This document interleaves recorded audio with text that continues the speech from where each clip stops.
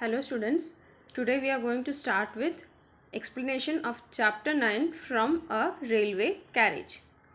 This is a poem and this poem is written by Robert Louis Stevenson.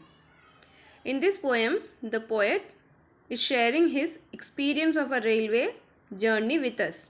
ये poem में जो poet है उन्होंने जो ट्रेन में जो जर्नी उन्होंने किया था उनका जो एक्सपीरियंस था, ट्रेन का स्पीड कैसे था, उन्होंने विंडो से क्या क्या देखा, वो सारे एक्सपीरियंस वो शेयर कर रहे इस पोएम के through. So let's start. Faster than ferries, faster than witches, bridges and houses, hedges and ditches, and charging along like troops in a battle, all through the meadows, the horses and cattle. All of the sight of the hills and the plain, fly as thick as driving rain, and ever again, in the winking of an ice, painted station whistle by. Faster than ferries and faster than witches means the train is moving in a very speed. Train जो है वो बहुत speed में जा रहा है, इतनी speed में जा रहा है कि वो फेरीज और विचेस से भी क्विकली फ्लाई कर सकता है, उतनी स्पीड में वो जा रहा है. Bridges and houses, hedges and ditches means जो ट्रेन है वो आगे बढ़ते जाते हैं और वो जो ब्रिजेस है, जो हाउसेस, हेडजेस, डिचेस, ये सारी चीज़ें हैं वो पीछे चला जाता है.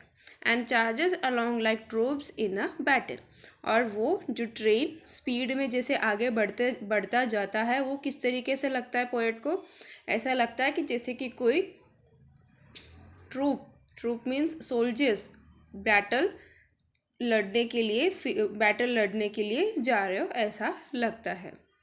All through the meadows, the horses and kettles, और वो कहाँ से जाता है? मेडोज मीन्स ग्रास लैंड, जहाँ पे काऊ और कैटल्स और हॉर्सेस ग्रेजिंग करने के लिए जाते हैं, वो सारे पास होके वो आगे बढ़ता जाता है.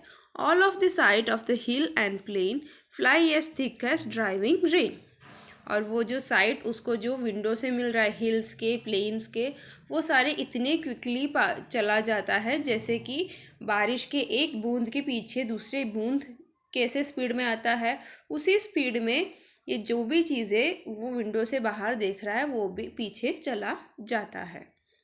And every again in the wing of an eyes, painted station whistle by, और जैसे ही वो आंखें in a wing of an eyes means पलक झपकते ही उतने स्पीड में एक एक चीज़ें उसके पीछे छूटता जाता है, और वो एक एक स्टेशन जब आता है तो ऐसा लगता है कि वहाँ पे कुछ पेंटिंग बनाया हुआ है स्टेशन का, क्योंकि ट्रेन उतने स्पीड में वो जा रहा है. Here is a child who clamber and scramble all by himself and gathering brambles.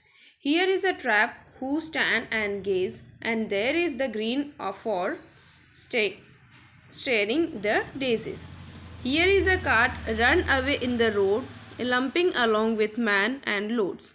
And here is a hill and there a river, each a glimpse and gone forever. Now this paragraph it shows what he have seen from the window. ये paragraph में ये बता रहा है कि वो poet ने window से, ट्रेन के विंडो से उसने क्या क्या देखा था. Here is a child who clamber and scramble all by himself and gather brambles. That means उसने विंडो से देखा था कि एक छोटा सा बच्चा जिसको मूव होने में भी डिफ़िकल्टी हो रही थी, वो क्या कर रहा था, वो गैदरिंग कर रहा था brambles means that is a shrub, that is वो ब्लूबेरी जो फ्रूट है उसका एक छोटा सा प्लांट है. He was gathering that. Here is a trap who stands and gaze, and there is the green for staring डेजिज.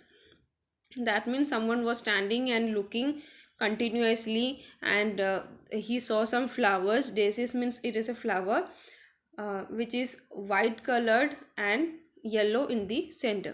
Here is a cart run away in the road, lumping along with man and load. और उसने क्या देखा था, उसने जो highway है वहाँ पे उसने एक कार्ट देखा था जिसमें बहुत सारे लोड थे और वो लोड के ऊपर एक आदमी भी बैठा हुआ था. And there is a hill and there a river, each a glimpse are gone for ever. और फिर उसने देखा था हिल और रिवर, और ये सारे चीज़ें जो भी उसने विंडो से देखा था वो एक झटके में वो देखता है और वो वापस फिर चला जाता है। I hope you have understood the poem. Now you have to keep revising this.